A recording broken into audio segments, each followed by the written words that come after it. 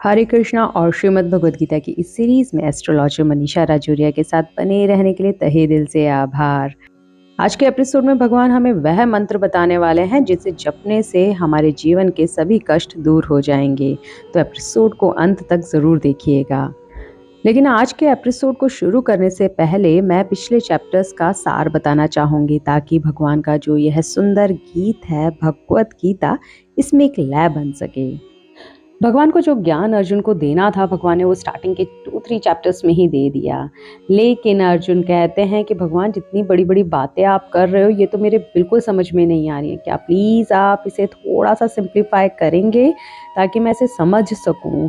अर्जुन यहाँ पे कृष्ण को अपना पूरा समर्पण दिखाते हैं। रिमेनिंग चैप्टर्स में भगवान अर्जुन को सिंप्लीफाई करके बता रहे हैं कि कैसे वह मुझे पा सकता है। मुझे पाने का मतलब है इस माया के चक्रव्यूह को तोड़ देना, जन्म मरण के चक्रव्यूह से छूट जाना। यह सब कैसे हो सकता है? भगवान बहुत छोटे छोटे स्टेप्स के साथ अर्जुन को समझाते हैं। उन्हें पाने के लिए अर्जुन को योग का अभ्यास करना होगा। योग कितने प्रकार के होते हैं यह भी पिछले चैप्टर्स में हमने पढ़ा। भगवान को पाने के लिए मन और इंद्रियों का कंट्रोल होना भी बहुत ज़रूरी है। कैसे कंट्रोल किया जा सकता है यह भी भगवान ने अध्याय 6 में बताया। किस तरह से योगी को खाना चाहिए, कितना खाना चाहिए और कब खाना चाहिए, यह भी भगवान ने अपने अध्याय 6 में बताया। हम हमेशा भगवान से कनेक्टेड हैं, लेकिन माया के कारण हम अपने संबंध को भूल जाते हैं। तो यह संबंध हम अपने आप को वापस कैसे याद दिलाएं, इसके लिए भगवान ने कई तरीके बताए, जिसमें एक तरीका ध्यान को भी बताया गया, जिसको भगवान ने प्रायोरिटी दी है कि ध्यान करने से तुम मेरे और तुम्हारे बीच में जो संबंध है इसको और अच्छे से पहचान सकते हो। क्योंकि मन तो चंचल है, वह हमें ध्यान करने नहीं देगा। वह तो हमारे मन में अनेक विचार लाता है, बार बार लाता है, एक मिनट भी हमें शांत नहीं बैठने देता। इस अवस्था में मन को गाइड करें या कंट्रोल करें, यह भी भगवान ने अध्याय 6 में हमें सिखाया। अध्याय 7 में भगवान ने मोक्ष पाने का तरीका तो बताया ही, साथ में बताया कि मैं सभी के हृदय में एक साथ कैसे उपस्थित रहता हूँ, जिसे हमने हमारे बड़े बुजुर्गों से भी सुना है कि भगवान कण कण में है। अध्याय 7 में हमने जाना कि देवता कौन है, परमात्मा कौन है और देवताओं की पूजा से मिलने वाला रिजल्ट। अध्याय 8 में भगवान ने नाम जप को भी इम्पोर्टेंस दी है। भगवान ने बताया हमें किस तरह का या कौन सा नाम जप करना चाहिए, जिसे हम अपने हृदय में 24 घंटे बसाए रखें ताकि हमें कृष्ण मिल सकें। इसी के साथ भगवान ने बताया कि मनुष्य को किस वक्त मृत्यु को प्राप्त होना चाहिए ताकि वह कृष्ण धाम जा सके। हमारे बड़े बुजुर्ग हमेशा कहा करते थे कि अंतिम समय में भगवान को याद करने से हम कृष्ण को पा सकते हैं। इस बात को कृष्ण भी कहते हैं अध्याय 8 के अंदर कि अंतिम समय में अगर तुम मुझे याद करोगे तो तुम मेरे धाम आ जाओगे। लेकिन अंतिम समय में हमें कृष्ण याद आते ही नहीं है। उस टाइम तो हमें याद आ रहा होता है जो चीज़ें हमसे छूट रही होती हैं, हमारे शरीर का कष्ट जो हमें उस वक्त मिल रहा होता है। तो ऐसा क्या किया जाए कि अंतिम समय में कृष्ण मिल जाए, इसका उपाय भी भगवान ने अध्याय 8 के अंदर समझाया है। अध्याय 9 में भगवान कहते हैं कि सभी ब्रह्मांड को सबसे बड़ा मानते हैं, लेकिन मैं ब्रह्मांड से भी परे हूँ। मैंने कैसे ब्रह्मांड को बनाया है यह समझाते हैं भगवान इस अध्याय के अंदर, और साथ में बताते हैं कि कैसे हम इस ब्रह्मांड के साथ जुड़े हुए हैं। इसी के साथ भगवान ने इस अध्याय में महात्माओं की परिभाषा को भी बताया। महात्मा कौन होते हैं और कितने प्रकार के भक्त होते हैं कृष्ण के। भक्त किसी भी प्रकार की कामना से भगवान की पूजा अर्चना करना स्टार्ट करे या उनका नाम जपना स्टार्ट करे, इसे निरंतर करने से उसकी स्पिरिचुअल जर्नी स्टार्ट हो जाती है। उसकी स्पिरिचुअल जर्नी स्टार्ट होती तो है, अब वह इस जर्नी को कहाँ तक कंटिन्यू कर पाएगा यह भी डिसाइड भगवान ही करते हैं। इस तरह जीव अगले जन्म में अपने लिए एक बेस तैयार कर लेता है कि उसे अगले जन्म में अपनी स्पिरिचुअल जर्नी को कहाँ से स्टार्ट करना है। अगले जन्म में वह अपनी स्पिरिचुअल जर्नी स्टार्ट करे उससे पहले भगवान उसे वह सुख दे देते हैं जिसकी वजह से उसने पिछले जन्म में भगवान की भक्ति को छोड़ा था। इसी के साथ शुरू करते हैं आज के एपिसोड को अध्याय 9 के 16वें श्लोक से। यहाँ भगवान अर्जुन को कहते हैं, किंतु मैं ही कर्म कांड, मैं ही यज्ञ, पितरों को दिया जाने वाला तर्पण, औषधि, दिव्य ध्वनि, घी, अग्नि तथा आहुति हूँ।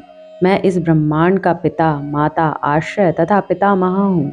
मैं ज्ञेय, जानने योग्य जो है, शुद्धिकर्ता तथा ओंकार हूँ। मैं ऋग्वेद, सामवेद तथा यजुर्वेद भी हूँ। अध्याय 9 में भगवान अपने आप को बहुत विस्तार से बता रहे हैं। वे कहते हैं कि महायज्ञ भी मैं, पितृलोक को अर्पित तर्पण यज्ञ, उसमें प्रयुक्त मंत्र भी मैं ही हूँ। आहुति में प्रयुक्त दूध, घी, अग्नि मैं ही हूँ। अथवा यह कह सकते हैं कि जो लोग कृष्ण की भक्ति में लगे हुए हैं उनके लिए यह समझना चाहिए कि उन्होंने सारे वेद विहित यज्ञ संपन्न कर लिए हैं। इस भौतिक जगत में हम विभिन्न जीवों के साथ तरह तरह के संबंध स्थापित करते हैं जो कृष्ण की शक्ति के अतिरिक्त अन्य कुछ नहीं है। जैसे हमारे माता पिता जिन्हें कृष्ण का ही अंश कहा गया है। हम वेदों से जो भी जानना चाहते हैं वह कृष्ण को जानने की दिशा में होता है। जिस विषय से हमारी स्वाभाविक स्थिति शुद्ध होती है वह कृष्ण है। समस्त वैदिक मंत्रों में ओम शब्द, जिसे प्रणव कहा जाता, एक दिव्य ध्वनि कंपन है और यह कृष्ण भी है। चूंकि चारों वेदों ऋग्वेद, यजुर्वेद, सामवेद तथा अथर्ववेद में प्रणव या ओंकार प्रधान है, अतः इसे कृष्ण समझना चाहिए। अगले श्लोक में भगवान कहते हैं कि मैं ही लक्ष्य, पालन करता, स्वामी, साक्षी, धाम, शरण स्थली तथा अत्यंत प्रिय मित्र हूँ। मैं सृष्टि तथा प्रलय, सबका आधार, आश्रय तथा अविनाशी बीज हूँ। हे अर्जुन, मैं ही ताप प्रदान करता हूँ और वर्षा को रोकता तथा लाता हूँ।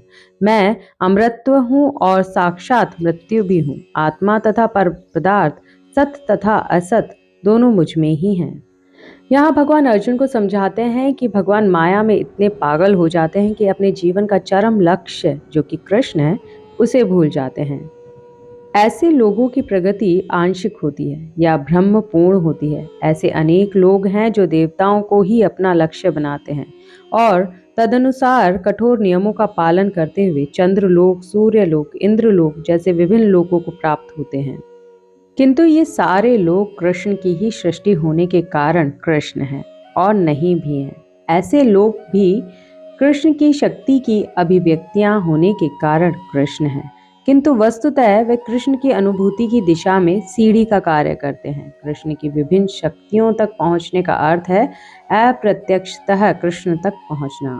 अतः मनुष्य को चाहिए कि कृष्ण तक सीधे पहुंचे, क्योंकि इससे समय तथा शक्ति की बचत होगी।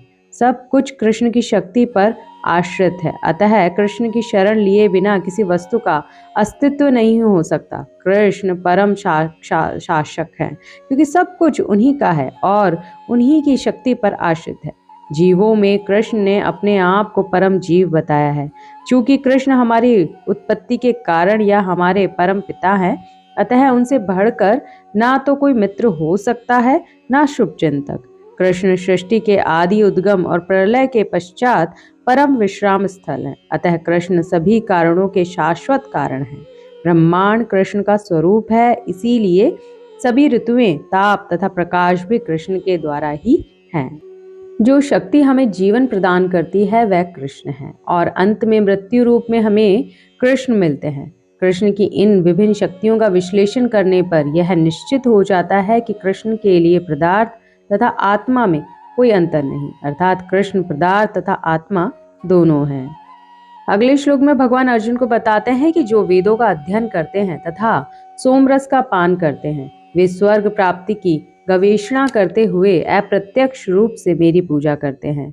पाप कर्मों से शुद्ध होकर इंद्र के पवित्र स्वर्गिक धाम में जन्म लेते हैं, जहां वे देवताओं का सा आनंद भोगते हैं। इस प्रकार जब वे विस्तृत स्वर्गिक इंद्रिय सुख को भोग लेते हैं और उनके पुण्य कर्मों के फल क्षीण हो जाते हैं तो वे इस मृत्यु लोक में पुनः लौट आते हैं। इस प्रकार जो तीनों वेदों के सिद्धांतों में दृढ़ रहकर इंद्रिय सुख की गवेषणा करते हैं उन्हें जन्म मृत्यु का चक्र ही मिल पाता है। यहाँ भगवान ने मनुष्य के जन्म मृत्यु के चक्र का एक कारण देवताओं को भी बताया है। भगवान कहते हैं कि जीव जब कृष्ण को सर्वोपरि ना मानकर अन्य देवताओं की पूजा में अपने आप को स्थित करते हैं तो वे उन देवताओं के लोक को प्राप्त होते हैं। उस लोक में विभिन्न प्रकार के सुख भोगते हैं, पर जब उनका पुण्य क्षीण होने लगता है तो वो वापस पृथ्वी लोक को भेज दिए जाते हैं, फिर चाहे वह तीनों वेदों को जानने वाला त्रिवेदी ही क्यों ना हो। और इस प्रकार जीव स्वर्ग तथा मृत्यु लोक के बीच जन्म मृत्यु के चक्र में घूमता रहता है। और इनसे अलग ऐसा जीव जो हर क्षण शुभ कार्य करता है, जो कि आध्यात्मिक शक्ति से पूर्ण होता है, ऐसा भक्त निश्चित रूप से बिना किसी कठिनाई के भगवान के पास पहुंच जाता है। अगले श्लोक में भगवान कहते हैं कि किंतु जो लोग अनन्य भाव से मेरी दिव्य स्वरूप का ध्यान करते हुए निरंतर मेरी पूजा करते हैं, उनकी जो आवश्यकताएं होती हैं उन्हें मैं पूरा करता हूँ, और जो कुछ उनके पास है उनकी रक्षा करता हूँ। हे कुंती पुत्र, जो लोग अन्य देवताओं के भक्त हैं और उनकी श्रद्धा पूर्वक पूजा करते हैं, वास्तव में वे भी मेरी ही पूजा करते हैं, किंतु वे यह त्रुटिपूर्ण ढंग से करते हैं। यहाँ भगवान बहुत क्लियर कह रहे हैं कि तुम्हारी सभी आवश्यकताओं को पूरा मैं करता हूँ। अब यह तुम पे डिपेंड करता है कि तुम यह इच्छाएं देवताओं के माध्यम से पूरी करवाओ या सीधा मेरे पास चले आओ। यहाँ भगवान ने पिछले चैप्टर में भी समझाया कि सभी देवता मेरे अंग हैं, इसीलिए जो लोग अन्य देवताओं की पूजा में लगे होते हैं वे अप्रत्यक्ष रूप से कृष्ण की ही पूजा करते हैं। विभिन्न देवता भगवान की सरकार के विभिन्न अधिकारी या निर्देशक हैं। प्रत्येक जीव को परमेश्वर की ही पूजा करनी चाहिए, जिससे भगवान के सारे अधिकारी तथा निर्देशक स्वतः प्रसन्न हो जाएं। कृष्ण अन्य देवताओं की व्यर्थ पूजा का समर्थन नहीं करते। आगे भगवान कहते हैं कि मैं ही समस्त यज्ञों का एकमात्र भोक्ता तथा स्वामी हूँ। अतः जो लोग मेरे वास्तविक दिव्य स्वभाव को नहीं पहचान पाते वे नीचे गिर जाते हैं। जो देवताओं की पूजा करते हैं वे देवताओं के बीच जन्म लेंगे। जो पितरों की पूजा करते हैं वे पितरों के पास जाते हैं। जो भूत प्रेतों की उपासना करते हैं वे उन्हीं के बीच जन्म लेते हैं, और जो मेरी पूजा करते हैं वे मेरे साथ निवास करते हैं। भगवत गीता के श्लोक के उपरोक्त हिंदी अनुवाद में भगवान कहते हैं कि मैं समस्त यज्ञों का भोक्ता हूँ, इसलिए क्षणिक लाभ के लिए देवताओं की जगह अगर मेरी पूजा करोगे तो वह भी मैं ही पूरी कर देता हूँ। जीव जिस देवता भूत प्रेत पितृ की पूजा करेगा वो उन्हीं के बीच जाकर पहुंचेगा।